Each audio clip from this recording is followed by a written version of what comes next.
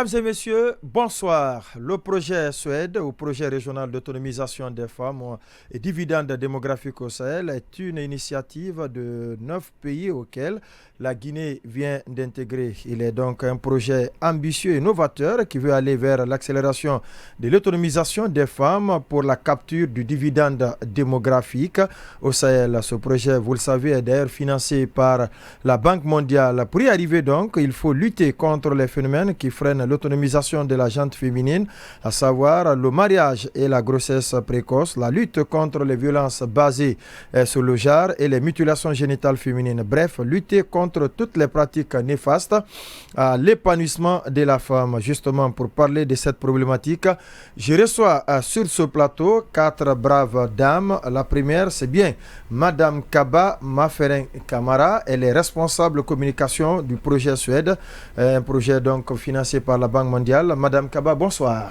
Bonsoir, M. Condé. Madame Kaba également Hadja Sara Daraba. Elle est femme modèle. Elle est donc représentante de ce projet du côté de la région administrative de Kankan. Madame Kaba Sara Daraba, bonsoir. Bonsoir. Madame Kaba également, Hawa Keita, elle représente donc ce projet, elle est donc femme modèle de ce projet du côté de la région administrative de Farana. Madame Kaba, bonsoir à vous également. Bonsoir. Et Madame Bari Hawa Kami Kamara, elle est directrice des CAF. Les CAF, c'est bien les centres d'autonomisation et d'entrepreneuriat féminin en République de Guinée. Madame Bari, bonsoir à vous également. Bonsoir. Merci à toutes ces dames d'avoir accepté notre invitation et partagé bien entendu vos différentes expériences et expertises sur cette problématique. Alors, on va commencer avec Madame Kaba Maferen Kamara. Vous qui êtes responsable de communication en projet Suède de Guinée, pouvez-vous nous parler succinctement le projet Suède? Merci Condé, merci de nous avoir reçus et permets-moi de souhaiter la bienvenue à ma maman Hadja Sara Daraba, à mes sœurs Hawa Keita et Tante Hawa Kami d'avoir accepté de nous rejoindre sur ce plateau et aussi dire bonjour à tous nos téléspectateurs de Dioma. Le projet Suède, comme son nom l'indique, c'est le projet régional d'autonomisation des femmes et dividendes démographiques au Sahel.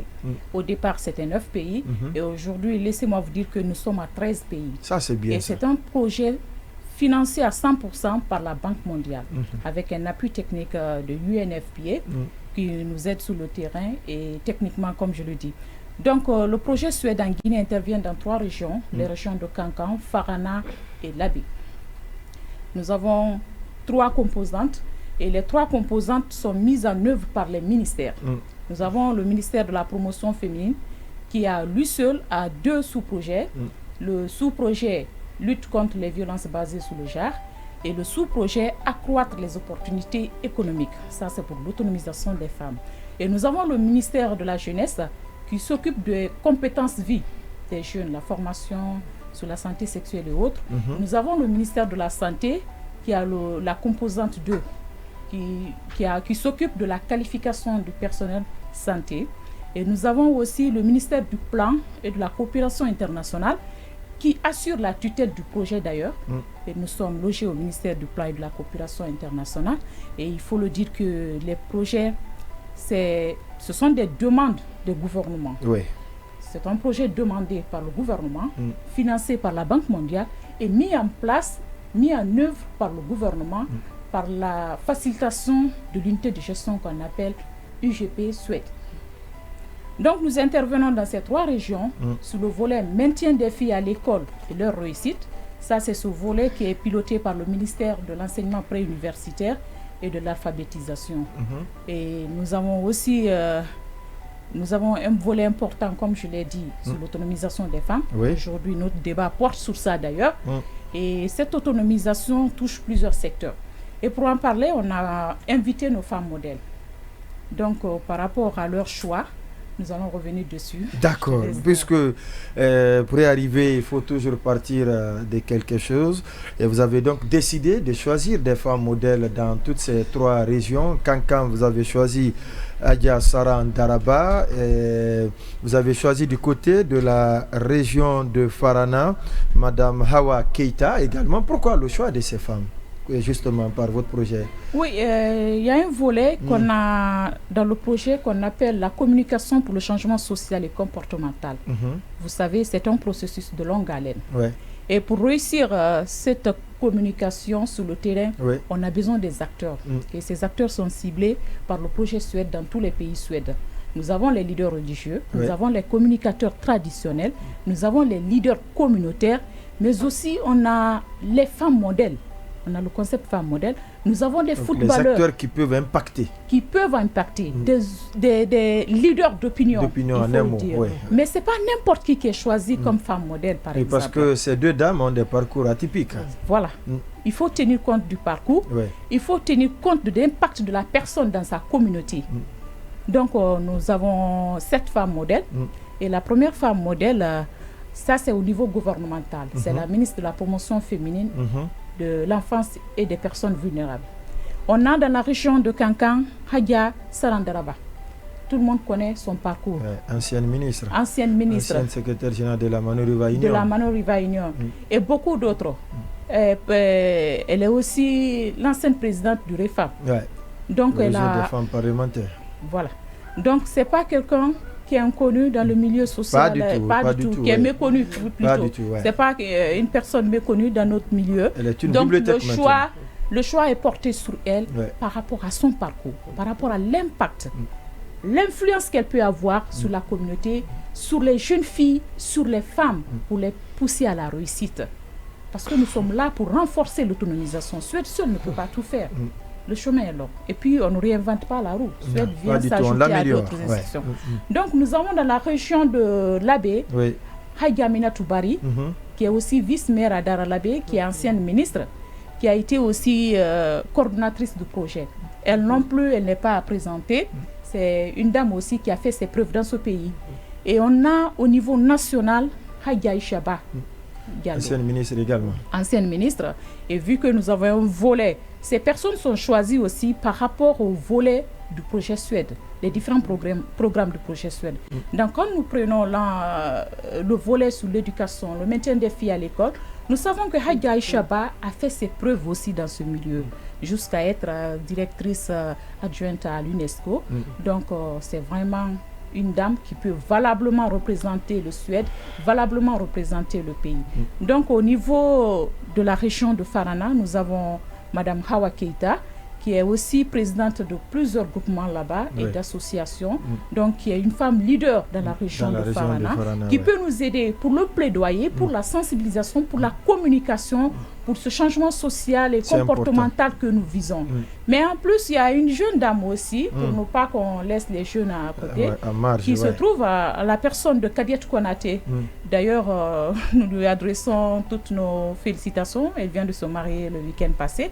Donc, Kadiet Konaté, Kadiet Konaté est une des femmes modèles aussi au compte du projet Suède. D'accord.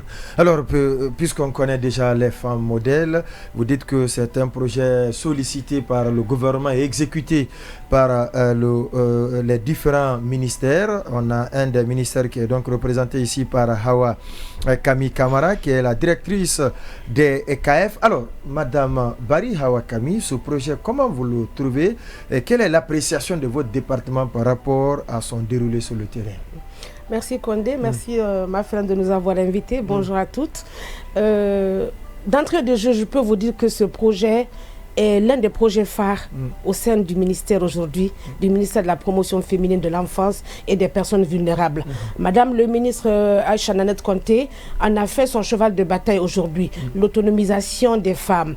Et là, elle n'a fait qu'emboîter le pas à la première autorité du pays, le président de la transition, qui, vous savez, l'année dernière déjà, pour montrer vraiment qu'il était avec les femmes, qu'il accompagnait les femmes, a octroyé, vous vous souvenez, l'année dernière, une subvention non remboursable à 300 groupements de femmes féminins, voilà, à hauteur de 15 milliards de francs guinéens.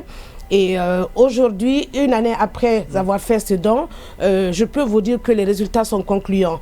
Là, il y a un mois, il y a des missions conjointes qui ont été initiées par Madame le ministre de la Promotion féminine, de l'enfance et des personnes vulnérables, des missions conjointes des différentes directions du département qui ont sillonné l'ensemble du territoire national pour aller constater de visu comment cette subvention a été gérée par les différents groupements qui ont bénéficié de cette subvention présidentielle. Donc, vous imaginez qu'au sein du ministère, c'est vraiment une priorité pour Madame le ministre, surtout que les deux composantes qui sont attribuées à notre ministère, la lutte contre les VBG et l'autonomisation des femmes, sont des volets qui occupent la plupart du travail du ministère. Il y a les VBG qui sont au niveau de la Direction nationale de la promotion féminine, mais l'autonomisation qui est assurée par la direction des KF.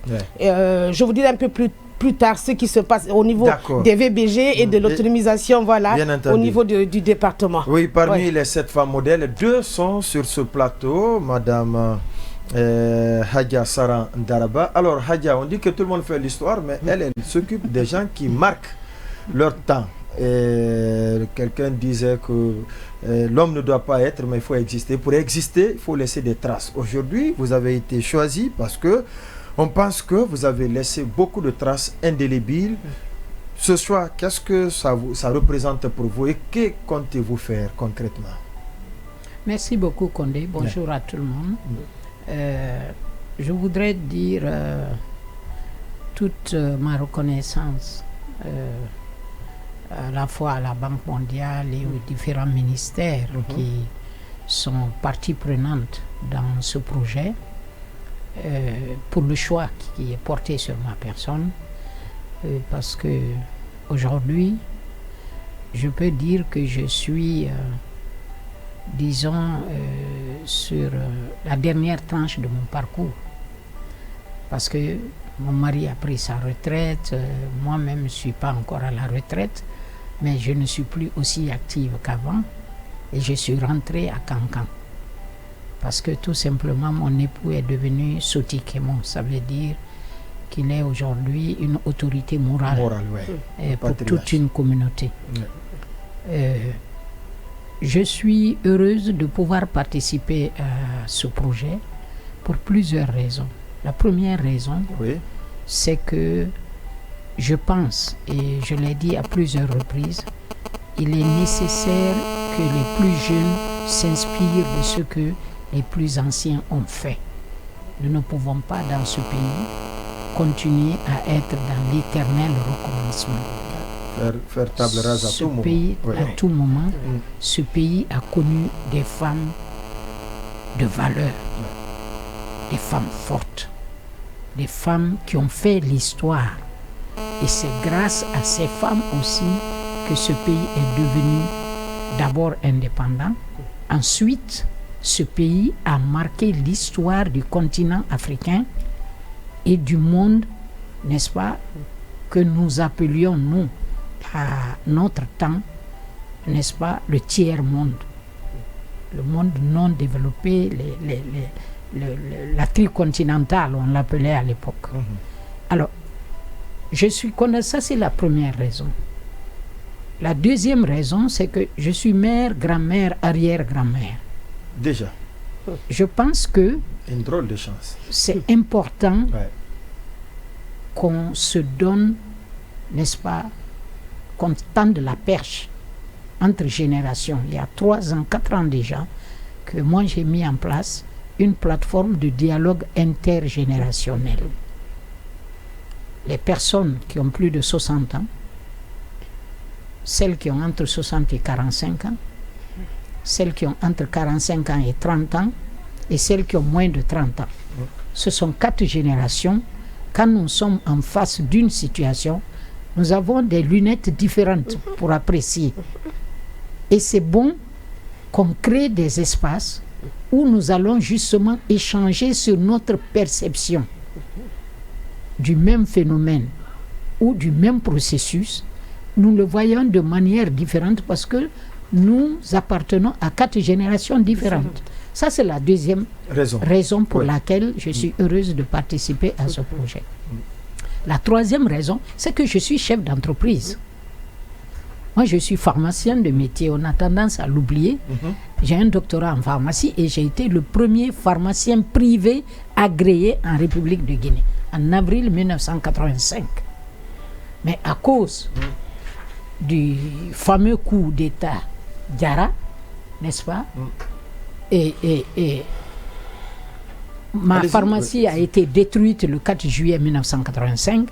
Donc, j'ai ouvert finalement en début 1986. Mais je suis pharmacien. Et pendant 10 ans, j'ai été pharmacien d'officine. Et après, j'ai créé une société de commercialisation de produits agricoles et naturels. Je continue à encadrer et à travailler avec des milliers de groupements. Des milliers de groupements dans les 4 régions naturelles du pays. Donc, c'est la troisième raison pour laquelle je suis heureuse de participer à ce projet. Et la quatrième raison, puisque vous en avez... La quatrième raison, n'est-ce pas, c'est qu'il faut laisser des traces. Finalement, tout ça, c'est très bien, mais j'invite mes filles qui sont dans la communication de faire des documentaires parce qu'il y a tellement de braves femmes à l'intérieur du pays, en zone rurale. Il y a une rupture entre les centres urbains et les milieux ruraux.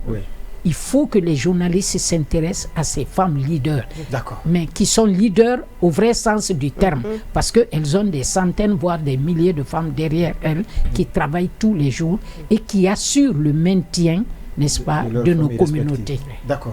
Et puisque vous parlez des femmes leaders dans l'arrière-pays, Madame Hawa Keita est un des exemples. Alors, vous avez donc été choisie pour être femme modèle de ce projet dans la région administrative de Farana. Le choix est porté sur vous. Quand vous l'avez appris, qu'est-ce que cela a provoqué en vous et que comptez-vous faire? Merci beaucoup, M. Condé. Quand j'ai appris, j'étais très très heureuse parce que j'ai su que les femmes de l'intérieur n'étaient pas restées à compte. Parce qu'on pensait donc pas oublié. Pas oublié. D'accord. Et ça maintenant qu'il y a des femmes leaders aussi dans nos régions administratives et dans nos préfectures, je viens de dire, même dans nos villages. De fait, pour Farana, je suis très très contente pour mon choix. Ça c'est premièrement. Deuxièmement aussi, Farana, si on parle des jeunes pauvres aujourd'hui de la Guinée, moi je peux dire que Farana est la première, je ne vais pas dire l'une des préfectures, mais je vais dire que c'est la première préfecture la plus pauvre de la Guinée. En termes de pauvreté, je peux le dire. De fait, ce choix de Farana et que je sois choisie aussi comme femme leader m'a beaucoup plu, dans ce sens que ça peut nous aider aussi de soutenir surtout nos groupements féminins. Parce qu'il y a des groupements, il y avait des femmes en association, en serré, et beaucoup étaient en serré, mais quand on s'est réunis, on a quand même demandé à beaucoup de femmes de se mettre en groupement et de laisser le problème serré, de se mettre en groupement pour qu'ils soient là. Troisièmement aussi, je viens de parler tout de suite de dialogue de génération. Nous on appelait ça avant le dialogue de génération. Ça aussi c'est un dialogue qui va beaucoup aider la jeunesse parce que ça peut permettre à la jeunesse comment leurs mamans, les grands-mères vivaient avant. Quelles sont les bonnes pratiques qu'on pouvait prendre et ceux qui doivent choisir et ceux qui doivent laisser pour qu'on essaie d'aller à l'avant. De faire ça aussi, ça m'a beaucoup plu quand j'ai lu ça aussi. Ça m'a beaucoup intéressé parce que c'est quelque chose que j'avais fait avant avec mon ONG. J'avais fait ça avec... de fait, avec le projet aussi, le choix de Suède, pourquoi ça m'a encore plu parce que alors là ils ont aidé quand même des écoles à Farana où aujourd'hui les élèves ont des kits.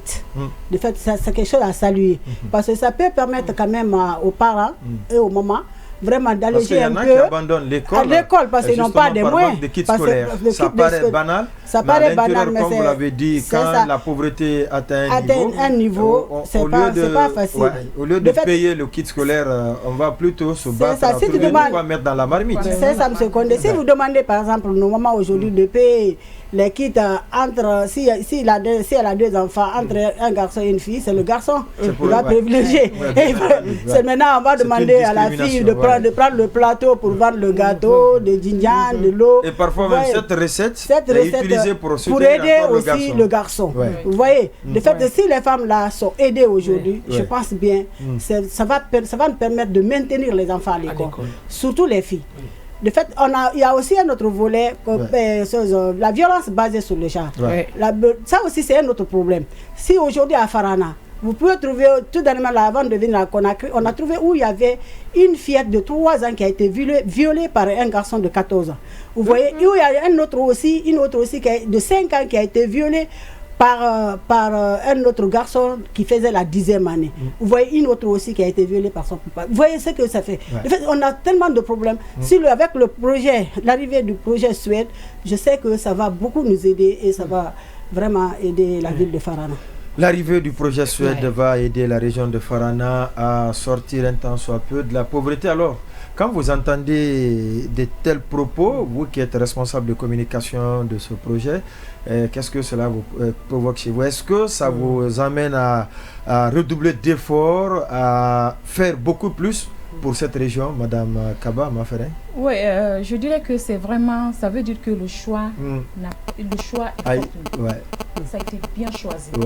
Il faut reconnaître la donc était bien mûri. Bien mûri. Les critères ont été respectés. Ont été respectés au parce niveau que de combat, Farana, c'est pour inverser la donne. C'est pour les communautés, c'est pour le monde rural. Nous visons 153 communes rurales et urbaines. Donc nous intervenons dans les villages. Plus de 7000 villages sont visés par le projet Suède. Et ce qu'elle dit par rapport à la région de Farana, nous étions en sensibilisation récemment. Il y a une vieille dame qui a appelé de Bagnan, une des localités. Une des sous-préfectures, pour dire on vous suit. Et moi j'aimerais amener ma fille à l'école, mais je n'ai aucun moyen. Pour vous dire qu'il y a plusieurs facteurs qui font que les filles ne vont pas à l'école. Et le premier facteur, c'est la pauvreté. C'est la pauvreté. Et Suède a réfléchi à cela. Nous comptons appuyer, soutenir les familles les plus vulnérables et ces filles aussi pour pouvoir étudier. Il y a beaucoup de choses qui sont prévues pour y arriver. Les kits scolaires sont un début. Parlez au micro. Allez-y. Les kits scolaires sont un début. Donc nous prévoyons aussi les primes. On doit donner des primes à ces filles. Les primes d'accompagnement. Les primes d'accompagnement pour qu'elles puissent être motivées dans la formation et être à l'école. Parce que c'est le maintien des filles, mais aussi leur réussite à l'école. Donc au-delà des kits, au-delà de ces primes, il y a aussi des filles qui sont éloignées de leurs écoles. Plus de 3000 km à parcourir, c'est pas évident, ça peut décourager la petite fille. Donc pour cela aussi, il y a des vélos qui sont prévus pour ces filles-là. Des moyens de déplacement. Ça, c'est très bien. Pour ces filles-là, pour qu'elles puissent aller. Et aussi des pensions alimentaires. Parce que la faim peut faire que la fille ne peut pas étudier. La faim peut faire que l'élève qui est là, elle n'arrive pas à suivre les cours jusqu'à la fin de l'heure. Elle se décourage et puis elle rentre. Mais si elle est appuyée, si elle reçoit une pension alimentaire, ce sont des sources de motivation. Un kit scolaire. Cela donc, ce sont des accompagnements pour aider ces filles à étudier. Parce que pour parler de l'autonomisation, pour parler de l'adulte de demain, il faut passer par l'adolescente d'aujourd'hui. Bien entendu. Donc à travers sa bonne construction. Donc l'intervention de Suède, de la Banque mondiale, se pose aujourd'hui sur les femmes, sur les adolescentes. Alors, Hawa Kami, tout ça, les KF aussi jouent un grand rôle. Qu'est-ce que vous pouvez nous dire concernant les centres d'autonomisation et d'entrepreneuriat féminin? Merci Condé. Donc le ministère de la promotion féminine à travers les KF a un grand rôle à jouer par rapport à l'autonomisation économique des femmes dans ce projet. Bien entendu. Il y a d'abord donc la formation, il y aura des formations professionnalisantes pour à peu près plus de 33 000 filles qui seront formées dans les CAF, dans les centres d'autonomisation et d'entrepreneuriat des femmes et filles. Et elles seront formées dans les filières classiques que nous avons déjà, c'est-à-dire la couture, la teinture, la transformation agroalimentaire, mais la saponification, exactement. Mais un peu plus tard, pour les filles qui ont les métiers générateurs de revenus. Voilà. Et maintenant, nous tendons aussi vers maintenant des filières porteuses et innovantes. C'est-à-dire pour des filles qui ont par exemple le CEP, on pourrait les former donc par exemple d'études primaires en maçonnerie, en électricité, pour qu'elles puissent maintenant embrasser des métiers que des jeunes garçons aussi peuvent exercer. Jusque-là réservé par les hommes. Exactement. Pour les hommes, j'allais dire. Exactement. Et puis il y a aussi l'accompagnement de ces femmes et filles formées dans les CAF en les mettant en groupements simplifiés, des groupements simplifiés, et nous allons les accompagner jusqu'à ce qu'elles aient tous les documents juridiques pour qu'elles puissent exercer pleinement leurs activités génératrices de revenus. Il y aura également, à partir des femmes et filles formées dans les centres, un accompagnement du projet SWED, justement, un accompagnement en fonds d'amorçage qu'on donnerait à ces femmes et filles pour pouvoir se lancer déjà dans leurs activités. Donc le ministère tient vraiment, comme je l'ai dit au départ ici, à participer grandement à la réussite, et pleinement à la réussite de ce projet SWED. Oui, allez-y. Oui, pour revenir à ce que Tantrawa vient de dire, il faut dire que le projet SWED vise environ 5000 femmes dans ces 3 régions pour leur autonomisation. Et en plus de la formation dont elle a parlé, il y a aussi l'appui technique qu'on va apporter à ces femmes. Il y a au moins 170 plateformes multifonctionnelles qui sont prévues pour accompagner ces femmes qui sont dans les groupements. Ces plateformes multifonctionnelles, ce sont des broyeuses, des machines qui peuvent les aider à faciliter leur travail. Donc il y a beaucoup de programmes aussi au niveau de l'autonomisation, comme elle a parlé, au métier générateur de revenus. Il y a aussi l'agroalimentaire, la transformation, il y a les métiers industriels. Et toutes ces formations-là sont destinées à ces 5000 femmes que nous comptons accompagner à travers le ministère de la promotion féminine de l'enfance et des personnes. Je voudrais rajouter justement que le ministère, à travers les CAF seront, si vous voulez, des incubateurs. En fait, ce sera des incubateurs pour la formation de ces femmes et jeunes filles qui seront prises en charge par le projet SWED. Tout se passera au niveau des CAF, puisque les CAF sont jusqu'au niveau dans presque toutes les préfectures aujourd'hui de la Guinée, et donc c'est ça un des atouts justement. Et en gestion d'entrepreneuriat même, Tantiawa, comment aider ces femmes à accéder au crédit, comment gérer leur entreprise, comment gérer leur groupement. Donc tout cela c'est prévu pour ces femmes que nous comptons. À travers des formations sur la gestion simplifiée, le marketing digital que nous faisons actuellement, parce que comme vous le savez maintenant, on se dit que l'autonomisation, ça va vraiment avec le digital, et donc de plus en plus actuellement dans les CAF, nous avons essayé l'année dernière à Farana et à Kissidougou à faire des formations pour, je parle sous le contrôle de ma soeur de Farana, à former 50 femmes mentors qui ont été initiées à l'utilisation des tablettes numériques. C'était un appui du PNUD, et aujourd'hui elles ont quand même quelques notions de ce qu'on appelle le marketing digital. Alors, Adja Sara, vous avez entendu tout de suite Maferin Camara par rapport à tout ce qui est créé comme condition pour accompagner la jeune adolescente. Pensez-vous que ces différents éléments peuvent amener les jeunes filles d'aujourd'hui à être adultes de demain, à être des femmes comme vous, plus d'ailleurs mieux que vous? Je pense, et je l'ai dit lors de la réunion d'orientation que nous avons eue au siège du projet, ce projet est intéressant. Ce projet est intéressant, mais il faut résister à la tentation de croire qu'il va régler tous les problèmes. D'où l'importance du partenariat, d'abord entre ministères, entre projets, n'est-ce pas, pour qu'il y ait une coordination et une bonification réciproque.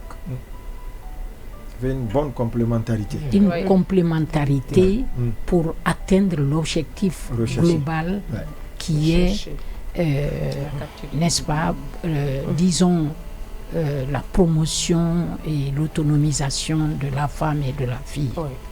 Donc ça, j'insiste sur cela parce que, en tant qu'ancien ministre, je peux le dire, la question de la promotion de la femme et de la fille n'est ni une question technique, ni une question morale. C'est une question politique. C'est ça. C'est une question politique parce que tout simplement, les femmes constituent 50% de la population, au moins. Un peu plus de 50% de la population. Donc ce n'est pas une question technique. Il faut que les politiques en prennent conscience et que toutes les actions qui concernent les filles et les femmes soient des transversales. Il faut que la préoccupation soit transversale. Et à ce sujet, ma petite anecdote, c'est que un jour, je me suis fait dire en plein Conseil des ministres, je faisais un commentaire sur un projet d'un ministère que je ne nommerai pas ici. À l'époque. Oui. Et j'ai entendu le ministre dire, mais madame, qu'est-ce que vous savez de ça? Madame la ministre, qu'est-ce que vous savez? Bon, pas un ton dur, mais un ton presque méprisant, n'est-ce pas? Alors, j'ai dû rappeler, n'est-ce pas, au ministre, n'est-ce pas, que je suis une scientifique de formation. Deuxièmement, le président Lansana Conté, en me nommant ministre, m'a dit Madame, vous êtes compétente, vous êtes intègre, vous avez une vie de famille stable et vous aimez la Guinée. J'ai dit, Monsieur le ministre, c'est pourquoi je suis autour de cette table. Et à part le Premier ministre, je suis le ministre le plus important de ce gouvernement parce que j'ai les femmes, j'ai les enfants, j'ai les personnes âgées, j'ai les personnes handicapées. Bon, et ça clôt le débat. Mais pour vous dire que c'est important, bon, pas agressive, mais disons qui éclairait un peu, qui éclairait un peu le fait que moi je m'intéresse à ce qui se passe dans la pêche, dans l'agriculture, un peu partout, l'éducation, la santé et tout. Mais donc, je voudrais vraiment inviter à la fois le projet et madame la représentante, la directrice des CAF ou KF, parce qu'en 30 ans, on a eu 3 changements de sigle. Actuellement, c'est KF, c'est à l'image du département en question qui change régulièrement d'appellation. Donc, je voudrais les inviter avec le même contenu.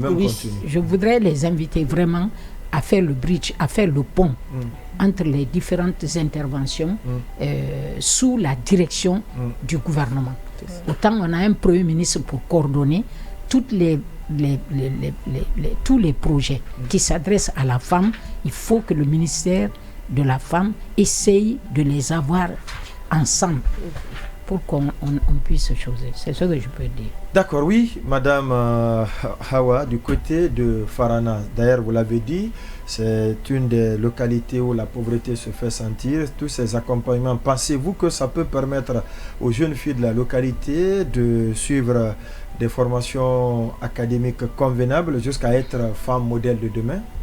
Oui, puis moi, quand je prends un exemple sur moi-même, j'ai à côté j'ai été choisie à côté des 2 idoles, Hadja Salah Daraba et Hadja Chaba. C'est grâce à ces 2 dames je suis ce que je suis aujourd'hui. Parce que c'est des dames que j'enviais avant, à l'époque. C'est grâce à Hadja, aujourd'hui avec le REFMAP, j'étais la première vice-présidente de REFMAP à Farana. Et on a eu tellement de formations. Et la COFEG. Et la COFEG Farana aussi. Vous voyez, de fait, ça peut aider d'autres filles, surtout nos filles. Surtout celles qui n'ont pas eu la chance d'aller à l'école, avec l'alphabétisation aussi, ça peut les aider. Parce que l'alphabétisation, ça a aidé. Parce que nous, quand je prends l'exemple à Farana, par exemple, vers les années 95-96, il y a il y a au moins 2 filles qui ont terminé l'université. Ils ont passé par les centres NAFA. Vous voyez, maintenant ces centres NAFA aujourd'hui n'existent plus, presque. C'est au nom. Ça existe dans le projet. Oui, ça existe dans le projet Suède. C'est pourquoi je me suis beaucoup impliquée, je me suis intéressée, j'ai accepté, ça m'a beaucoup intéressé. Pour qu'on puisse au moins relancer aussi les centres NAFA. Parce que les centres NAFA, on sait à Farana quand même, ça a aidé d'autres filles qui ont fini aujourd'hui l'université. Ils ont passé par le centre NAFA. C'est important. De fait, en plus, c'est une occasion, je vais remercier le ministère à travers le PNUD. On a 5 femmes mentors qui ont eu des tablettes pour les aider cette fois-ci pendant la fête pendant la fête là. Le 8 mars. Le 8 mars. il y a au moins dans notre région, il y a eu 26 groupements qui ont bénéficié aux initiatives présidentielles et dans la préfecture de Farana, 8. De fait, en tout cas, je vais profiter de votre micro pour leur dire merci et de dire au projet aussi, vraiment, de continuer dans ce sens-là. Et même, il doit y avoir aussi une synergie avec notre ministère, avec le ministère de l'enseignement préuniversitaire. Parce que quand, en supervision à la rentrée, je suis allée dans une école où on ne peut pas appeler ça une école, où les enfants sont entassés dans une seule classe, où tu pouvais trouver 25 à 35, où il y a le maître qui est là qui donne les cours au niveau du CP et du CM dans la même classe. Or, l'ancien là n'a pas la formation de ces classes multigrades. De fait, ça pose problème. De fait, le projet souhaite d'avoir une synergie entre le projet et le ministère aussi, c'est important. C'est important. Alors, Madame Maferen Camara, le projet il est donc le bienvenu du côté de Farana, tout comme les deux autres régions ciblées pour son exécution, l'accompagnement de la gente féminine. Le problème qui est régulièrement, sur lequel on revient régulièrement, c'est les violences basées sur le genre, c'est les mutilations génitales féminines. Qu'est-ce qui est prévu concrètement pour que au moins ces fléaux soient désormais derrière nous? C'est vrai ce que tu dis, et pour revenir à ce que Adja Saran disait tout de suite, ce sont des questions qu'on ne peut pas régler d'un coup, et qu'un seul projet ne peut pas régler. Donc c'est l'alliance, c'est la synergie d'action de plusieurs institutions sous la tutelle du gouvernement que ces questions-là. C'est des questions éminemment politiques. Éminemment politiques. Donc il faut une volonté politique. Mais du côté de Suède, on a prévu aussi des programmes pour essayer de régler, parce qu'on ne pourra pas régler le tout. Donc pour ça, il y a des formations aussi qui sont prévues pour que les femmes connaissent leurs droits, même par rapport à leur corps, même par rapport à leur santé reproductive, par exemple. Donc pour la lutte contre les violences basées sur le genre, nous comptons faire des formations. Et au-delà, nous comptons sensibiliser. Il y a de la gestion des plaintes. Il y a un mécanisme qui sera là pour gérer les plaintes qui seront déposées par les victimes, par exemple, de ces violences basées sur le genre. Et au-delà, s'il y a des victimes, nous avons aussi un moyen de les réinsérer dans la société pour qu'elles puissent bénéficier des métiers. Parce qu'elles peuvent être doublement victimes de la part de leur bourreau et victimes de la part de la société à travers leur rejet. La stigmatisation. Donc nous avons aussi une politique pour les faire réintégrer dans la société et au-delà même trouver un métier générateur pour ces victimes de VBG. Ce qu'elle disait par rapport aux écoles, ce sont des infrastructures. Je voulais juste signaler que la Banque mondiale investit dans plusieurs projets. Et chaque projet a son domaine d'intervention. Nous, si nous nous occupons du contenu, nous nous occupons de l'accompagnement de l'élève, il y a un autre projet qui s'occupe des infrastructures. Et c'est financé par la Banque mondiale. La Banque mondiale en Guinée finance plus de 19 projets. La dernière fois, nous étions avec des femmes qui ont bénéficié du financement de la Banque mondiale, qui ont pu réaliser, il y a une qui a fait de la ferme du côté de Dubreka, il y a une autre qui œuvre dans le chocolatier, qui réussit, et c'est des financements qu'elles ont obtenus à travers les projets de la Banque mondiale. Donc il faudrait que les gens se rapprochent de ces projets, parce que ce n'est pas des projets de la banque, à vrai dire. C'est des projets qui sont sollicités par le gouvernement à la Banque mondiale. La Banque mondiale finance et laisse la mise en œuvre au gouvernement. C'est le cas de PEDEG, par exemple, qui appuie beaucoup de femmes dans l'agriculture et dans l'élevage. Donc nous sommes là pour aider, pour accompagner le gouvernement par rapport au volet éducation, compétences vie, opportunités économiques, lutte contre les violences basées sur le genre et beaucoup d'autres. Mais c'est vrai qu'il y a ces accompagnements et c'est des matériels et tout. Mais ce qui est important, dans ce que nous faisons, c'est cette communication pour le changement social et comportemental. Parce que si ça ne change pas, dans les faits, ça ne va pas changer. Il faut que les gens changent de comportement. Il faut que nous arrivions à laisser les pratiques, appelées les pratiques néfastes, comme les mutilations génitales féminines. Si nous regardons aujourd'hui du côté de Fouta, le taux de prévalence par rapport au mariage précoce est très élevé, plus de 90%. Tant qu'on parle là de ces mariages précoces, on ne peut pas arriver à l'autonomisation. Donc il y a des grossesses précoces. Tant qu'il y a ces grossesses précoces, on ne peut pas compter sur la formation des filles, sur leur maintien à l'école, sur leur réussite. Donc ce sont des pratiques. Et pour y arriver, c'est pourquoi nous avons choisi ces acteurs de terrain pour nous aider, pour le plaidoyer et pour la sensibilisation. Les leaders religieux seront à nos côtés. Les communicateurs traditionnels seront à nos côtés pour faire passer ces messages, pour qu'on ait au moins des changements au niveau social et au niveau individuel aussi dans nos communautés. Voilà qui est bien dit, tout est bien qui finit bien. Oui, Hadja, un dernier mot. Bon, moi, je voudrais encore une fois suggérer. On ne peut pas lutter contre un phénomène qu'on ne comprend pas, dont on ne connaît pas les racines. Tout comme on ne peut pas guérir une maladie sans quand le diagnostic est mal posé. Moi, ce que je voudrais suggérer à la fois au ministère et au projet, n'est-ce pas, c'est de travailler également avec nos universités.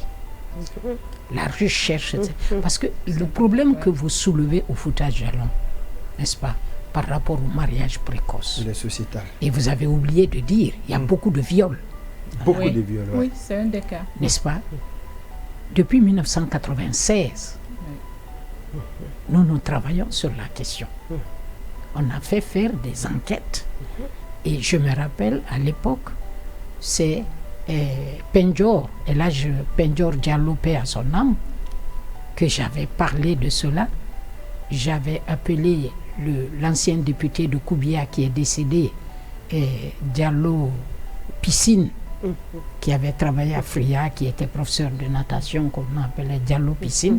Ce sont des personnes que j'avais interpellées en 1996, en février 1996. J'ai fait un déplacement à l'abbé Pita d'Alaba Mamou. Je les avais interpellés déjà sur l'âge de l'alcoolisme, n'est-ce pas?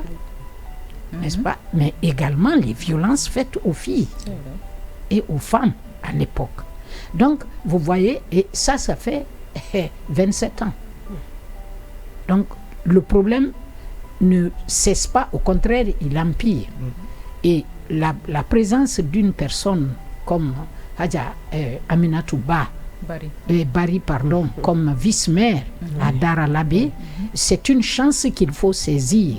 D'accord. Parce qu'elle permet, en tant que politique, d'adresser la question et de permettre que plusieurs acteurs, n'est-ce pas, puissent s'impliquer. Donc la recherche scientifique, mais également l'implication de tout le monde, mais par le bon bout.